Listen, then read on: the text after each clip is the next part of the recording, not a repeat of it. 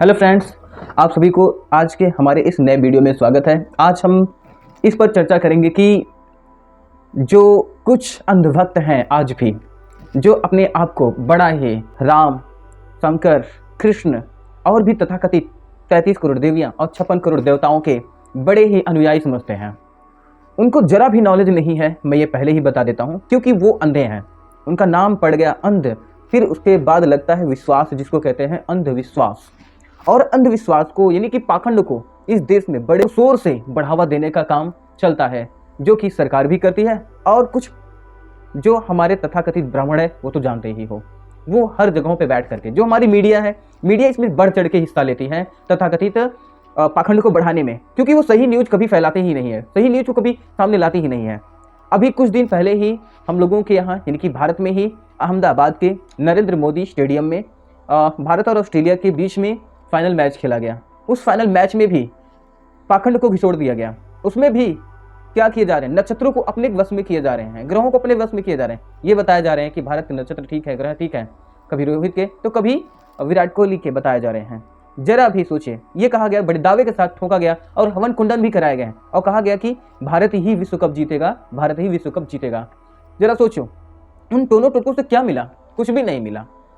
हर बार की तरह इस बार भी यह किया गया, हर बार करते हैं, हवन कुंडन के भरोसे ये काम करते, तो क्यों, क्या खेलने की जरूरत है? मत खिलाड़ी तैयार करो, देखो क्या मिलता है, कुछ नहीं मिला। विश्व कप भी हार गए और टूर्ना टोटका किसी काम में नहीं है, जो कि अंधविश्वास है। ऐसे लोगों को तो जेल में डाल देना चाहिए, जो कि अंधविश्वास को फैलाते हैं।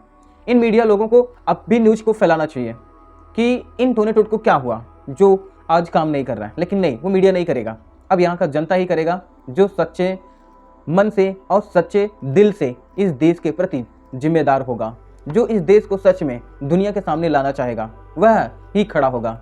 मैं इस वीडियो में जो आज चर्चा करने के लिए आया हूँ, वह इसलिए क्योंकि एक शख्स हैं जिनको बबली बात करें 14 और 22, ये एक व्यक्ति हैं जिन्होंने हमारे पे कमेंट किया था इस वीडियो पर।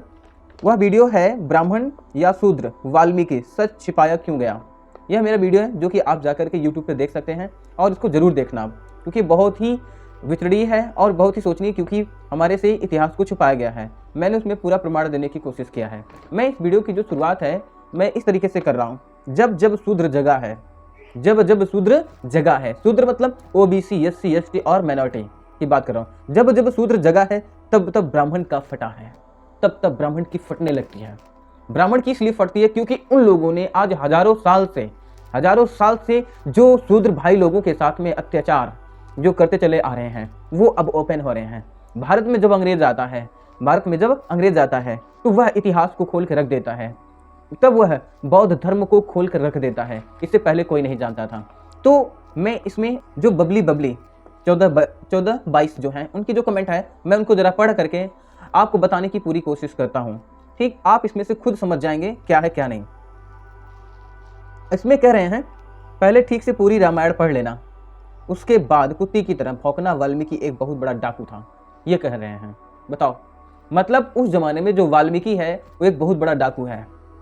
किस जमाने में, किस जमाने की बात कर रहे हैं भाई? राम के जमाने की बात कर रहे हैं। जो रामायण लिख रहा है, मतलब क्या है, वह डाकू और रामायण लिखने लगा। डाकू कौन हो सकता है? डाकू के पास तो जरा भी नॉलेज नहीं, डाकू के पास जरा भी नॉलेज नहीं हो सकता। डाकू तो फूलन देवी भी थी, उसको डाकू क्यों कहते हैं? उसको भी तो देवी कह देना चाहिए, देवी फूलन देवी ला, पहले देवी लगाना, लेकिन नहीं लगाते, डाकू का दर्जा दिया गया। क्यों कहेंगे भाई इनको देवी? क्योंकि वो शूद्र थी ना, इसलिए उसको देवी कह पाना मुश्किल है। अगर कहीं ब्राह्मण की कोई लड़की होती तो शायद वो देवी आज तक बन गई होती। यही सबसे मुश्किल है भारत देश में। भारत देश में जातिवादिता बड़ी घट करके भरी है अंदर, सबके अंदर।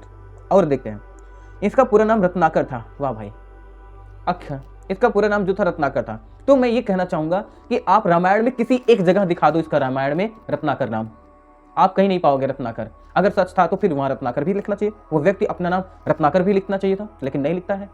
अब आप कहोगे ज्ञान, अरे ज्ञान कैसे? कोई भी आदमी अपने बारे में पुराने बातें लिखता जरूर है। आगे देखते हैं, इसमें कह रहा रत्नाकर था, सबकी हत्या करके धन लूट लेता था। वो हत्या करता, धन लूट लेता। फिर उसके बाद एक दिन नारद जी बोले, तू इतना पाप करता है, इस पाप का भाग कौन है? बताओ। नारद जी होते हैं, वह एक शूद्र के पास जाते हैं। ऐसा तो हो ही नहीं सकता। नारद एक ब्राह्मण है और एक शूद्र के पास जाए और ये कहे कि इस पाप का भागीदार कौन।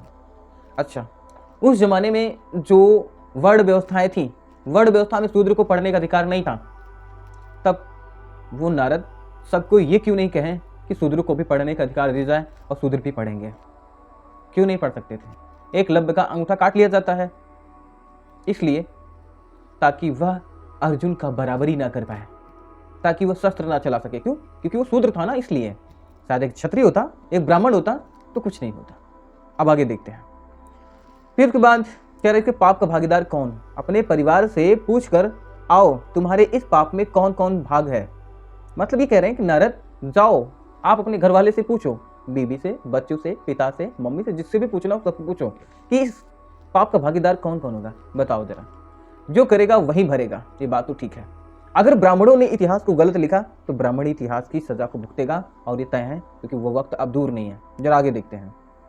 फिर डाकू रत्नाकर अपनी बीवी के पास आकर बोला, मैं लूट मार करता हूँ, हत्या करता हूँ, तुम मेरे इस बात में सहभागी हो क्या? वह बोली, तुम ठीक मुझे शादी करके लाए हो, तुम कुछ भी करके लाओ, मुझसे इससे क्या मतलब? अपने माता पिता के पास गए, ठीक उनसे पूछा, मैं पाप करके धन कमा कर लाता हूँ, क्या तुम इसमें हिस्सेदारी है? फिर उसके बाद करें हिस्सेदारी है। ठीक सपना एक ही जवाब, ठीक सपना एक ही जवाब दिया कि तुम कुछ भी करके लो, इससे हमको क्या मतलब? तुम्हारे माँ ठीक पाप का फल तुमको ही भोगना है। यह बात सुनकर रत्नाकर डाकू की आंखें खुल गईं और वह तपस्या करने लग गया। ठीक है, मतलब इसमें ये कह रहे हैं कि जो डाकू रत्नाकर होता है उसकी आंखें खुल जाती हैं अपने माता पिता से बात करने के बाद, बीबी से बात करने के बाद उसकी आंखें खुल जाती हैं। लेकिन उस जमाने में शूद्र एक संबुक था, शूद्र एक संबुक था, संबुक भी तपस्या कर रहा था। तो संबुक को क्यों मारा गया? संबुक भी तो शूद्र था, तो उसको क्यों? वो भी तो तपस्या कर रहा था, उसकी तपस्या के लिए क्या ब्राह्मण का पुत्र मर गया। और जब ब्राह्मण का पुत्र मर गया तब राम राज्य में काल आने लगी और राम ही जाते हैं स्वयं अपनी तलवार से उस शूद्र का वध कर देते हैं। और यहाँ एक वाल्मीकि शूद्र है, उनको वो तपस्या कर रहे हैं, जरा भी उनका वध नहीं हो रहा है। किस हिसाब से, किस हिसाब से आपको लगता है कि ये ठीक है? मुझे तो नहीं लगता, ये बिल्कुल नहीं लगता। ये सरासर इतिहास को गलत तरीके से लिखी गई है और इतिहास का घोटाला किया गया है। और इतिहास का घोटाला एक नहीं, दो नहीं, बहुत बड़े पैमाने से इतिहास का घोटाला किया गया है, जो कि आपको जानना चाहिए। ठीक, कभी गुलामों का इतिहास नहीं होता, जो गुलाम बनाते हैं उनका इतिहास होता है, वो अपने तरीके से लिखते हैं। इतिहास गुलामों का कहाँ होता है? शूद्र तो गुलाम थे, तो शूद्र का क्या इतिहास? अगर वाल्मीकि शूद्र थे तो इनका क्या इतिहास है? कहाँ से इतिहास आ गया? मुझे नहीं लगता। जरा अब आगे चलते हैं। यह वीडियो जरा लंबा होगा, लेकिन घबराने की जरूरत नहीं है। अब आगे इसमें कह रहे हैं कि आंखें खुल गई, वह तपस्या करने लग गया, उनको राम का नाम लेना नहीं आता था। मारा मारा, जरा सोचो, जिस व्यक्ति को मारा मारा आ रहा है, राम राम की जगह पे मारा मारा, यानी कि मरा मरा से फिर वो बोल करके तपस्या कर रहा था, हड्डियां बच गई थी। बताओ, मतलब इतना तपस्या किए कि जो रत्नाकर होते हैं यानी वाल्मीकि होते हैं, उनकी सिर्फ हड्डियां बचती हैं। बताओ, आज के ज़माने में जिसकी हड्डियां बचें और मांसपेशियां गायब हो जाएं। मांसपेशियों के अंतर्गत हार्ट आता है यानी हृदय, और मांसपेशियों के अंतर्गत लंग्स आता है, छोटी आंत, बड़ी आंत आती है, ब्रेन आता है, और हमारे जो बाइसेप होते हैं, ट्राइसेप होते हैं, बैक, और उसके बाद बैक की जो होते हैं, चेस्ट के मसल्स होते हैं, सब। बताओ, ये सब गायब के सिर्फ हड्डी बचती है। इनको लॉजिक बताना चाहिए। अब इनको कहें हम, क्यों भाई आप कुत्तों की तरह भौंक के चले गए कमेंट करके? आपको तो ज़रा इस वीडियो को पूरा देखना ही चाहिए। और तो और आप कुत्तों की तरह भौंक रहे हैं क्योंकि हड्डियां बची, और हड्डी बची तो ब्लड वेसल कहाँ गए? ब्लड कहाँ गए? टिश्यू फ्लूइड्स कहाँ गए? लंग्स कहाँ गए? हार्ट कहाँ गए? इंटेस्टाइन्स कहाँ गए? और तो और हड्डी में कौन सी स्मृति होती है? क्या वो सिर्फ बोन मैरो के सहारे जी रहे थे, या फिर हड्डी में कोई जान थी? आपको सोचना चाहिए। ये गप्पे मारना आसान नहीं है। गप्पे उसको सुनाओ, गप्पे उस पे जाओ जिसके पास तर्क लगाने की क्षमता नहीं है। ठीक, आगे देखते हैं। फिर हड्डियों में से भी, अब जरा हड्डियों बचता है, हड्डियों में से भी ठीक में मारा की आवाज आ रही थी। बताओ, हड्डी में से कभी आवाज आती है? आवाज तो यहाँ की जो लैरिंग्स है, यहाँ पे लैरिंग्स है, जाके ठीक से थोड़ा अच्छे से बायोलॉजी पढ़ लेना चाहिए। ठीक, बबली 14 कम से कम थोड़ा सा पढ़ लो, बुद्धि आ जाएगी, क्योंकि बायोलॉजी में बहुत कुछ बताया गया है। ठीक, अब आगे इसमें देखें। ठीक, अब हड्डियों में से क्या आ रहा है? ठीक, मरा का वर्ड आ रहा है। हड्डी में से कभी आ सकता है? जाके लॉजिकली सोचो, इम्पॉसिबल ही लगता है, इम्पॉसिबल है भी, जो कि ये सारे गप्पे हैं। जब कभी विज्ञान नहीं था तो ये गप्पे लोग ऐसे मान लेते थे, क्योंकि आपकी जो सबसे बड़ी समस्या ये था कि आतताई आतंक ये था कि मेरी बात ही सच होगी और किसी की बात नहीं, खुद को श्रेष्ठ मानना, वही हाल था।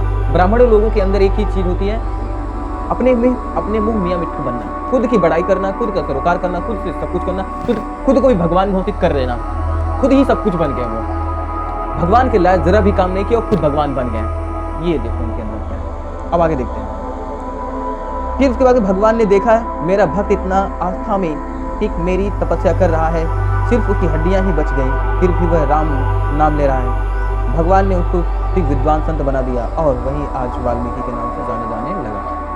आपको कह देना चाहूँगा, भगवान राम जो होते हैं उन्होंने ये देखा तपस्या, लगता है पॉसिबल नहीं। वो आता है वही रामायण लिखता है, वो रामायण लिख रहा है, मतलब उनके समकालीन तो होंगे ना।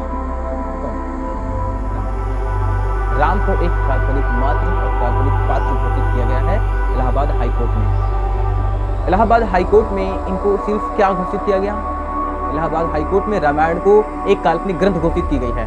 उनको जा करके पेरियार ललई सिंह यादव की जो केस है 1972 की, उसको पढ़ना चाहिए, देखना चाहिए और समझना चाहिए।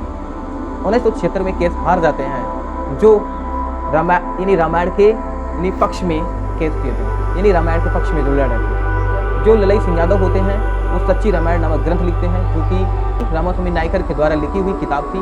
उसका अनुवादन करके उन्होंने हम लोगों के बीच में प्रस्तुत किया और उसमें उन्होंने ये बताने की कोशिश किया है कि किस तरह से जो रामायण होता है वह बहुत ही ज़्यादा अश्लील और झूठी है। ये बात होगी। आप रामायण की बात करते हैं तो रामायण हमें पढ़ा, ठीक, आपको जवाब मिल गया होगा। इस वीडियो में बस इतना ही। ये वीडियो काफ़ी लंबा है, लेकिन जहाँ तक मेरी उम्मीद है कि यह आपको बहुत अच्छा और ज्ञानपूर्वक लगा होगा। आप इस वीडियो को ज़्यादा से ज़्यादा शेयर करें। हम अगली वीडियो में मिलते हैं, तब तक के लिए नमस्कार।